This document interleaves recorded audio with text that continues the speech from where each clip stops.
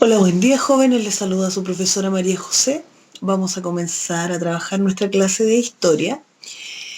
Última clase de la unidad número 3, Ilustración y procesos revolucionarios. Estamos trabajando la clase número 3 y el objetivo de aprendizaje de la clase de hoy es el objetivo número 16, explicar la independencia de las colonias hispanoamericanas como un proceso continental. Pero antes de comenzar a trabajar, vamos a revisar la actividad que ustedes debían desarrollar en la clase anterior. Ya dice, era solamente la pregunta 2 de la página 145. A partir de la información y las fuentes A, B, C y D, ¿cómo caracterizarías la situación de Francia previo al estallido de la Revolución?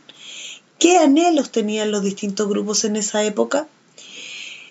Un ejemplo de respuesta, como una situación tensa y de constante crisis, donde los grupos del tercer estado estaban cada vez más precarizados y descontentos. Había anhelos de cambios profundos al sistema político. Esa era un ejemplo de respuesta en su actividad. Ahora vamos a revisar los contenidos de la clase de hoy. Independencia de las colonias hispanoamericanas. Lo primero son las independencias de estas colonias hispanoamericanas. Recuerden que la clase anterior estuvimos trabajando lo que fue la independencia de Estados Unidos, que va a ser parte importante del desarrollo de este proceso. Entonces, durante las 3 primeras décadas del siglo XIX, en gran parte de las colonias americanas que estaban bajo el dominio español, se desarrollaron movimientos revolucionarios que culminaron en procesos de independencia. Ya sabemos que la influencia de la Ilustración es fundamental en este proceso. Entre los factores que favorecieron estos procesos de independencia se encuentran los siguientes. Está la difusión del pensamiento ilustrado, como les decía recién, también el ideario republicano, los acontecimientos ocurridos desde fines del siglo XVIII, como les decía recién en Estados Unidos y también lo que pasó en Francia, la crisis del Imperio Español, y las múltiples problemáticas que acarrea el sistema colonial en América, ¿ya? Estos y otros factores motivaron el inicio de un ciclo de guerras independentistas que tuvieron entre sus principales consecuencias el surgimiento de repúblicas independientes en Hispanoamérica.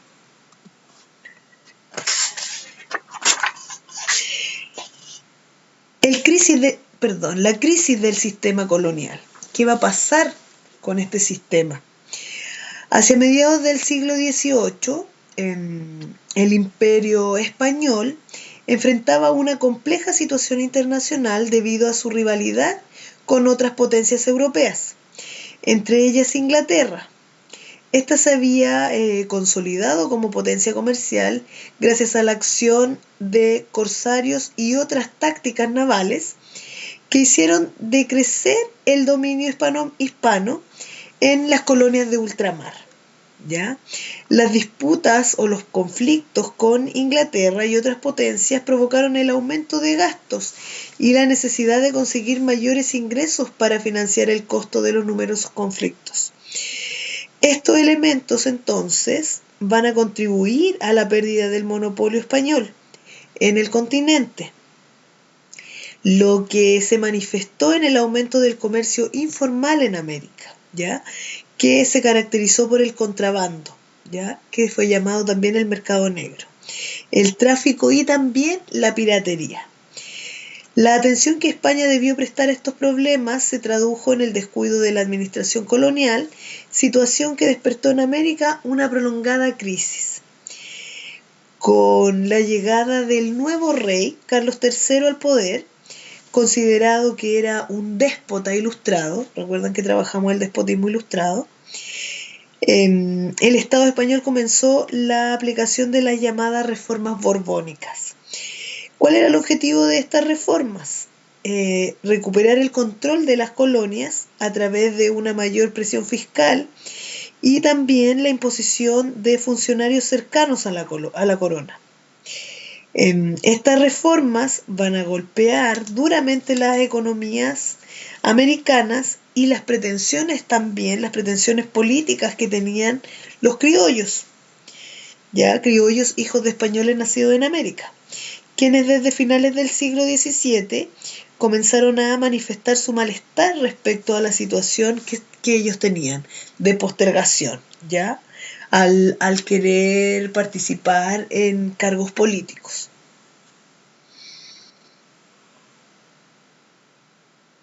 Con todo esto, acompañado de la influencia de las ideas ilustradas, se va a generar este proceso de independencia hispanoamericana.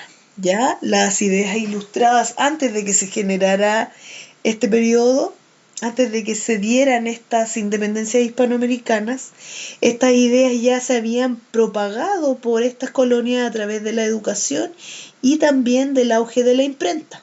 Recuerdan que trabajamos el desarrollo de la imprenta.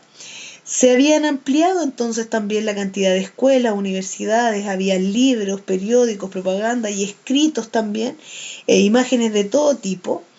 Y además se había incrementado los viajes de los criollos a Europa y también a Estados Unidos, los que fueron cruciales para introducir el espíritu ilustrado en la élite criolla, principal promotora de este periodo de independencia americana. Ahora, con esta información, ustedes deben desarrollar la actividad que está en su texto de historia en la página 157. La pregunta 1 dice: ¿qué elementos del pensamiento ilustrado identifican en la proclama de Quirino Lemachés?